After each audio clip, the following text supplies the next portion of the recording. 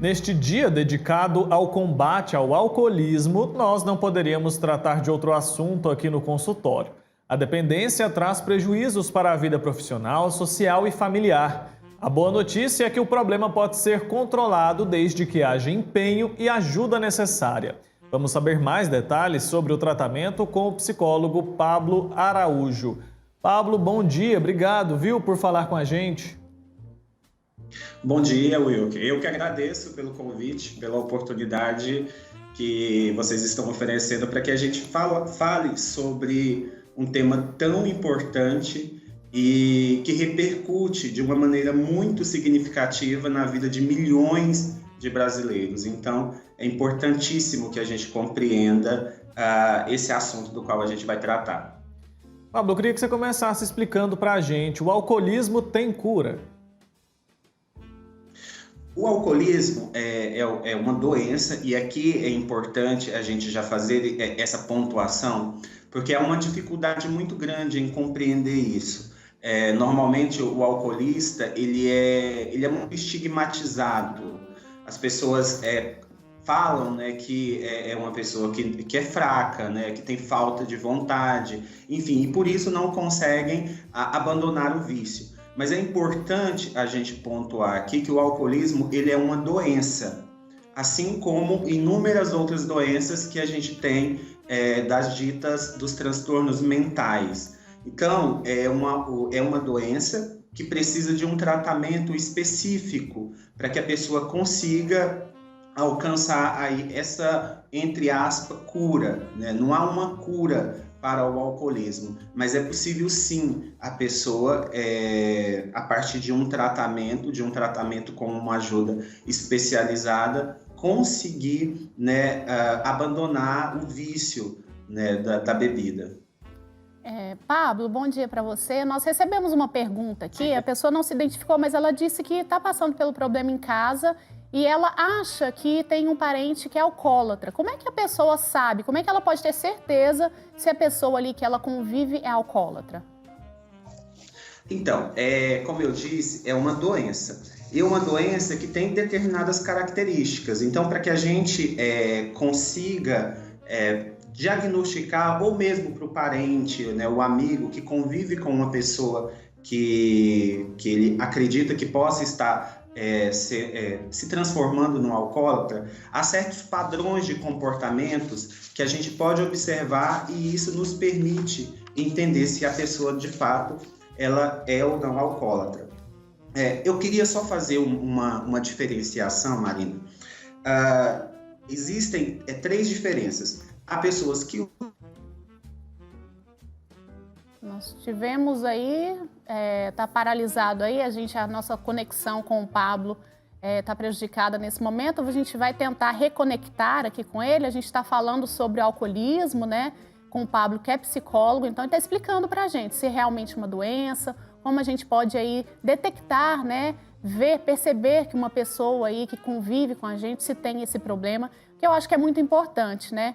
Então, enquanto a gente consegue ainda reconectar aí com o Pablo, a gente vai ler alguns recadinhos aqui. Agora há pouco até li uma pergunta aí, né, que veio aqui da web, mas tem muitas mensagens também de carinho aqui pra gente, que a gente tem recebido o tempo todo aqui, a gente sempre pede também, né? E vocês atendem esse pedido, a gente fica feliz. Wilker, tem algum recadinho por aí pra gente começar? Tem sim, várias mensagens carinhosas, viu, Marina? O pessoal tá lá no nosso Instagram, todo mundo muito ativo, mandando mensagens pra gente, viu? A Maria Socorro tá mandando mensagem, acompanha o nosso programa sempre. A Soares Mendonça também e a Geralda também. E a Conceição Assunção, ela está escrevendo lá amém, lá no na nossa publicação, onde a gente chamou o pessoal para participar da nossa conversa aqui sobre o alcoolismo, né? Um assunto muito sério, com certeza é uma doença ali que influencia na vida de toda a família, né? Se tem uma pessoa alcoólatra numa casa, todas as outras pessoas que vivem ali, que convivem com essa pessoa, são impactadas com certeza, por isso é um assunto muito sério. A gente vai falar disso mais ainda no nosso programa de hoje, tá bom? E enquanto isso, a gente manda abraço. Ó, Michele Maria tá mandando um abraço, ela que mora em Goiânia. A Maria do Livramento, que é de Natal, no Rio Grande do Norte, acompanha sempre o programa, tá ligada, obrigado pela companhia. O Valmir Rocha Brandão, Ele é lá de Itanhaém, em São Paulo. Ele é associado à FIP, acompanha a TV Pai Eterno, gosta da nossa programação. Um abraço para você, Valmir Rocha. Seja muito bem-vindo sempre aqui em casa. Obrigado pela sua participação e obrigado pela sua companhia todas as manhãs. Tenho recadinhos aqui também, Wilker. Olha só, a Maria de Lourdes Loss, ela mandou pra gente aqui que pede oração por toda a família dela, que é Maria de Lourdes, mora em Colatina, no Espírito Santo. Pode deixar, viu, Maria de Lourdes? Mandou aqui pra gente, bom dia abençoado. Um bom dia abençoado para você também. Tenha certeza que o seu pedido de oração aí para toda a sua família estará aqui aos pés do Divino Pai Eterno e também de Nossa Senhora, viu? Com certeza iremos rezar por você e pela sua família. A Bernadette Loss também mandou pra gente aqui corações, ela é lá de Colatina, Espírito Santo. A Sani também mandou aqui um emoji super fofinho. Vários emojis, né? A Socorro e a Ivonês também mandaram amém aqui pra gente, falando do nosso assunto, né, importante de hoje, que é o combate ao alcoolismo. Inclusive, já temos aqui o Pablo de volta conosco. Ele falava aí de como a gente pode perceber, né, que uma pessoa que está ali ao nosso lado, às vezes dentro de casa, né, da família ou algum amigo, como é que essa pessoa, como é que a gente define, como é que a gente sabe, tem certeza se essa pessoa é um alcoólatra? Oi, Pablo. Oi, Marina. Desculpa, gente. Tranquilo. Internet. Deu uma caída aqui. Mas como eu estava falando, né, eu vou trazer mais algumas características que as pessoas podem observar para que elas consigam identificar se essa pessoa que está do lado dela está se tornando um alcoólatra. Como eu estava falando anteriormente, tem a questão da tolerância. A pessoa vai aumentando cada vez mais as doses de consumo, né? Ou seja, ela passa a ter ingestões excessivas da bebida. É aquela pessoa que não consegue reduzir a bebida, sabe? Você fala para a pessoa, olha, você está bebendo muito, você tem que parar, mas a pessoa não consegue reduzir a quantidade de consumo. Quando você observa que aquela pessoa está reduzindo o círculo social dela, está ficando mais sozinha, mais isolada, né? E ela passa a buscar cada vez mais a bebida. Ela gasta mais tempo procurando a bebida do que fazendo outras atividades. Então, quando você começa a observar essas características nessa pessoa, é importante, né, que você busque ajuda. Porque, segundo dados da Fiocruz, mais ou menos 2 milhões de pessoas no Brasil têm traços de dependência do álcool, ou seja, é um número muito grande, é um número muito considerável.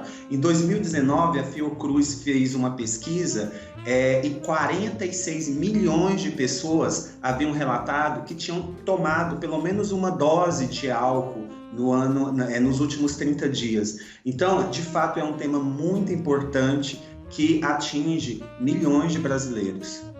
A gente tem, quando conversa, né, sobre a dependência do álcool com muitas pessoas, elas falam assim, eu só bebo fim de semana. E aí a Júlia, ela mandou uma mensagem pra gente escrevendo assim, se a pessoa não bebe todos os dias, mas emenda os dias no final de semana, então bebe na sexta, no sábado e domingo, isso é considerado dependência? Até que ponto isso é saudável, isso é normal? Como você colocou, né, dentro da pergunta da telespectadora, ela abusa no final de semana. É aquilo que eu vinha diferenciando agora há pouco. Tem o uso esporádico, tem o uso abusivo da substância e tem a dependência química, né? Dentro do uso abusivo, né, desse uso excessivo, a pessoa tem prejuízos, porque a pessoa que bebe o final de semana inteiro, né, certamente isso vai trazer uma série de prejuízos para ela, né, se ela é uma pessoa casada, né, isso vai de alguma forma repercutir no relacionamento dela, né, às vezes é aquela pessoa que não consegue trabalhar na segunda-feira, né, ou é aquela pessoa, infelizmente, que às vezes acaba dirigindo, né, mesmo embriagado. Então, esse uso abusivo também traz muitos prejuízos, mas não necessariamente caracteriza uma dependência. Obviamente que isso pode evoluir para uma dependência química, porque a dependência química é quando há a perda do controle. A pessoa já não consegue mais ter controle algum sobre a substância. Certo. Pablo, agora qual que é a relação entre álcool e agressividade? O álcool, ele acaba... É uma droga, né? Uma droga que acaba favorecendo para que a pessoa ela consiga, né, exteriorizar ou colocar para fora aquilo que de alguma forma estava ali preso, aquilo que de alguma forma ali ela estava retendo, ela estava segurando, porque a droga, o álcool é uma droga, apesar de ser lícita, ela acaba favorecendo essa exteriorização de sentimentos ali presos, ali retidos. E se a gente for observar nas pessoas que desenvolvem uma dependência, né, problemas emocionais, problemas psicológicos são muito comuns, né? Por exemplo, eu atendia uma paciente que relatava, né, da perda do pai por conta do alcoolismo. A mãe havia falecido, ele não soube lidar muito bem com a perda da esposa, né? E aí, a partir disso, ele começou a desenvolver um alcoolismo. Então, assim, ele não conseguiu lidar com aquela dor. Então, é muito comum as pessoas, por não conseguirem lidar com as suas dores, com os seus sofrimentos, com as suas angústias, com as suas frustrações, com as suas raivas, né, acabarem recorrendo ao álcool, à bebida. E isso favorece para que a pessoa exteriorize aquilo que está ali guardado, né, aquilo que está retido. Doutora, a dependência... De forma agressiva, né? A agressividade acaba sendo uma via. Entendi. A dependência do álcool, ela pode estar relacionada diretamente a alguma doença mental? Não, na verdade, assim, são vários os fatores. A gente não consegue precisar uma única causa, né, um único fator. São fatores biológicos que contribuem para a dependência, fatores ambientais, né, fatores psicológicos, sim, contribuem também para o desenvolvimento do alcoolismo, né, fatores sociais também contribuem. Então, assim, é uma junção de fatores. Não tem como a gente precisar um único fator, mas sim, né, fatores psicológicos, transtornos mentais, a gente observa muito como o que a gente diz de uma comorbidade. O alcoolista normalmente não tem só a dependência química, né? Juntamente com a dependência química, a gente também observa outros transtornos ali associados à condição de dependência. Pablo, e como é que a gente pode ajudar aí uma pessoa que está passando por esse problema do alcoolismo? Como fazer aí para ajudá-la? Olha, principalmente, Marina, compreender e entender a condição dessa pessoa, de que de fato ela está doente. E aqui eu preciso fazer um esclarecimento, porque as pessoas às vezes têm dificuldade para entender isso. Em relação a todos os transtornos, né, depressão, ansiedade, as pessoas ainda têm muita dificuldade em compreender os transtornos mentais. E a dependência química não seria diferente. É mais ou menos assim. Você por comer muito açúcar, né, isso vai desenvolver uma diabetes, certo? Você fica doente, né? Não em todos os casos, mas pode acontecer.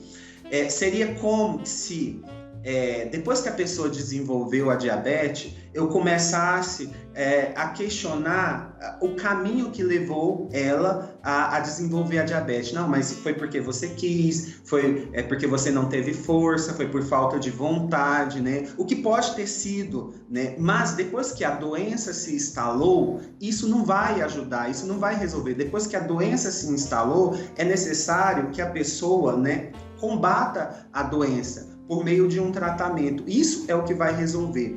Então, no caso da dependência do álcool, é da mesma forma, né? A pessoa está nessa condição de alcoólatra, né? Aí você ficar questionando, né, as razões que levaram ela para aquela condição, porque ela foi fraca, porque ela não teve força de vontade, porque ela não lutou, isso não vai ajudar. É importante que a pessoa compreenda que ela está num estado de doença, né? E para que essa doença, de alguma forma, seja, entre aspas, curada, né, é necessário um tratamento. Então, essa compreensão da família, ela é muito importante.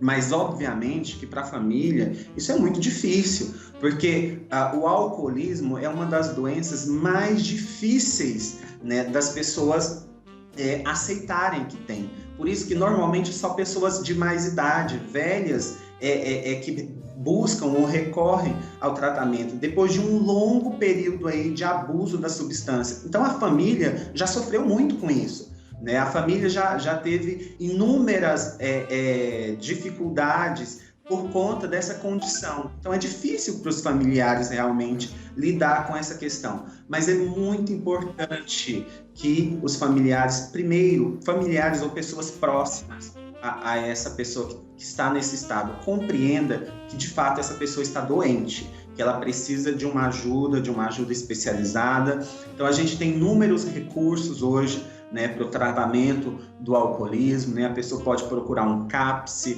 né? A gente tem clínicas particulares, tem unidades de saúde, né? Tem prontos socorros psiquiátricos, né? Então, assim, alcoólicos anônimos, tem uma série de recursos que a pessoa pode utilizar para ajudar essa pessoa que está num estado de dependência do álcool. Mas esse apoio da família, esse apoio dos amigos, esse apoio de quem está ali perto da pessoa, ele é fundamental. E esse apoio só virá se a pessoa tiver essa compreensão, né, do estado desse ente querido. Pablo, e pela sua experiência ali no tratamento, né, com pessoas, tratamento de pessoas que sofrem com o alcoolismo, você acredita que o dependente se sente feliz ao beber?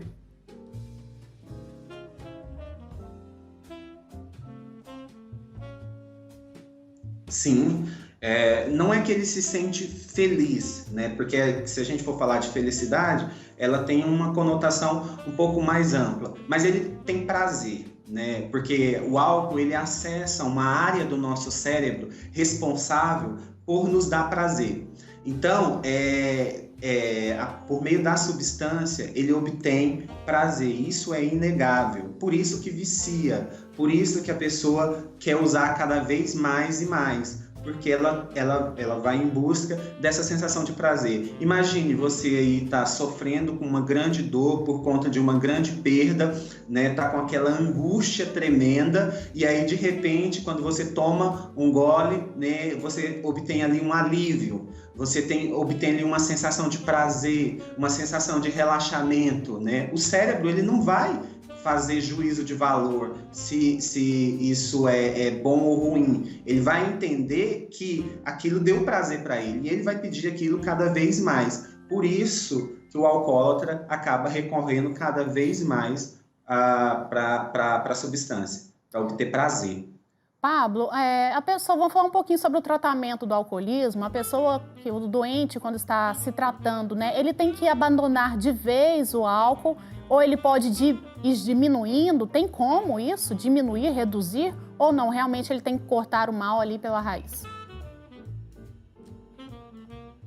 Olha, Marina, é importante primeiro no tratamento a gente compreender a função da bebida na vida dessa pessoa.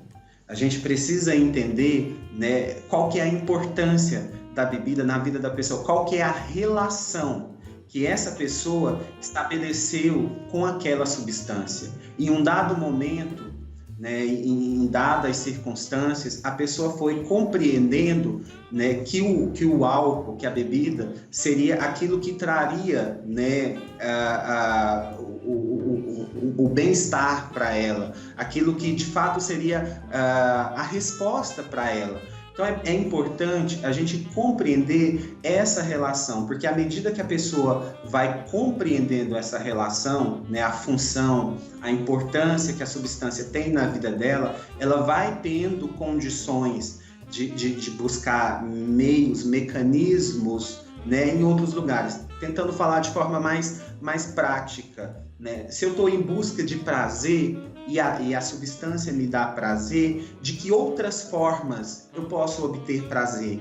Como eu posso obter prazer que não seja só com o álcool, né? Porque aí a pessoa ela vai desenvolvendo esse olhar, essa percepção, né? Se é apoio que eu busco na bebida, onde eu posso buscar apoio, né? Que não seja na bebida. Se é me sentir seguro, onde eu posso buscar segurança que não seja só na bebida.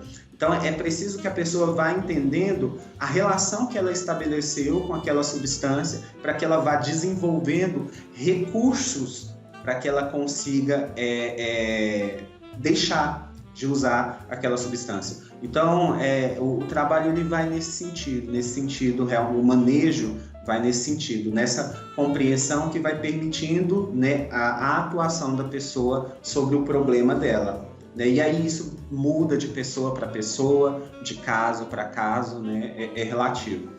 Quando a gente fala sobre alcoolismo, vem muito à nossa cabeça a imagem ali do homem, né? Do homem adulto. Você tem identificado ali que isso vem mudando, que as mulheres também estão sendo mais vítimas do alcoolismo? Olha, ainda, né, segundo os dados da Fiocruz, né, o consumo de homens ainda é muito maior em relação às mulheres, né? Há um pequeno aumento, sim, a gente vem percebendo um aumento, mas ainda é muito maior. Segundo dados da Fiocruz, né, o brasileiro, dos que bebem, eles bebem em média 10 litros de álcool por ano, né? Desses, os homens bebem em média 13 litros e as mulheres 4 litros de álcool por ano. Então a gente percebe que sim, ainda o consumo por parte dos homens ainda é muito maior. Mas sim, a gente observa um aumento, né, no número de mulheres que estão bebendo cada vez mais. Isso por conta, né, de fatores culturais, obviamente, né? Hoje, né, há uma liberdade muito maior, né? A mulher já não é tão mais estigmatizada por conta do consumo, né? Mas ainda assim é bem menor do que os homens. Pablo, você disse aí na resposta anterior sobre algumas questões aí que podem substituir aí, né, a questão do apoio que o álcool dá para essa pessoa.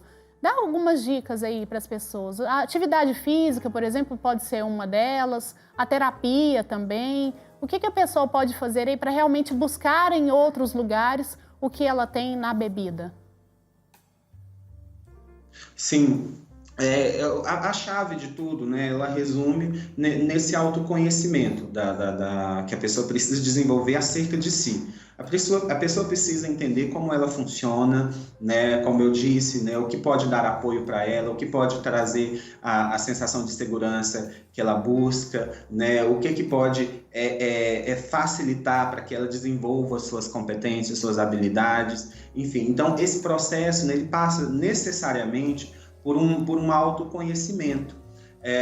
Atividades físicas, sim, ela de um modo geral é importantíssima para o nosso desenvolvimento psicológico, para o nosso bem-estar. Então, em todos os aspectos, a atividade física ela é importante. Mas terapia, né, como você colocou, sim, é importantíssima, porque nós somos seres de relações. A gente está se relacionando o tempo todo com pessoas, com coisas, com ideias, com objetos, com substâncias, né? Então, como a gente vai estabelecer essas relações, de que forma elas vão ser, se vão ser abusivas ou se vão ser saudáveis, isso vai ser determinado muito pelo nosso posicionamento, pela forma que somos, pela forma que agimos. E se a gente quer alguma mudança, a gente precisa se conhecer, a gente precisa se entender. Então, a terapia é um excelente recurso, é um excelente mecanismo que a pessoa pode sim utilizar. Mas, Mariana, nem todo mundo, né, busca a terapia, ou talvez nem todo mundo precise buscar a terapia, né?